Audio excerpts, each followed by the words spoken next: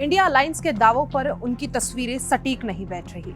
हाल ही में राष्ट्रीय राजधानी दिल्ली में इंडिया अलायंस की बैठक हुई थी। बैठक के दौरान पश्चिम बंगाल के मुख्यमंत्री और तृणमूल कांग्रेस सुप्रीमो ममता बनर्जी की सियासी दाव यहां पर चलती हुई नजर आई है। इंडिया गठबंधन अपनी चुनौतियों से जीत ही नहीं पा रहा। अभी तक सिर्फ पंजाब और दिल्ली में सीट बंटवारे को लेकर लड़ाई थी, लेकिन अब इसमें पश्चिम बंगाल भी शामिल है। बैठक में दीदी और दिल्ली मुख्यमंत्री केजरीवाल ने लोकसभा चुनाव में इंडिया गठबंधन का प्रधानमंत्री चेहरे का दावेदार खड़गे को बनाने का प्रस्ताव रखा। हालांकि इस प्रस्ताव को खड़गे ने सिरे से खारिज कर दिया, लेकिन बंगाल में जब सीट बंटवारे पर चर्चा हुई तो दीदी ने साफ कर दिया कि वो बंगाल की 42 लोकसभा सीटों में से कांग्रेस को केवल 2 सीटें ही देगी, जिस पर कांग्रेस ने साफ तौर पर नाराजगी जाहिर की है।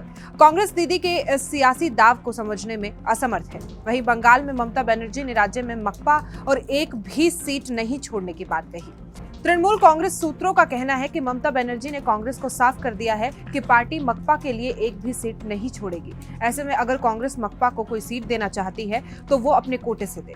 बंगाल कांग्रेस का कहना है कि ममता बनर्जी बीजेपी से राष्ट्रीय स्तर पर लड़ने की बात करती है, लेकिन राज्य में वो मकपा और कांग्रेस को सबसे ज्यादा नुकसान पहुंचाती है। इसका उदाहरण सीधे तौर पर यहां से भी देखा जा सकता है, जब हाल ही में सागर दिघी विधानसभा उपचुनाव में कांग्रेस के विधायक बायरन विश्वास ने जीत हासिल की थी, लेकिन तृणमूल कांग्रेस ने उसे अपनी पार्टी में शामिल करवा लिया। ऐसे में फिर से बंगाल में कांग्रेस विधायकों की संख्या 0 हो गई। लेकिन अब चुनौती इस बात पर है कि तृणमूल कांग्रेस को इन चुनावों में बंगाल कांग्रेस को 7 से 8 सीटें देनी होंगी। बंगाल कांग्रेस एक सम्मानजनक प्रस्ताव चाहती है, जिसके बाद ही एक संकल्प के साथ लोकसभा चुनाव में उतरा जा सकता है।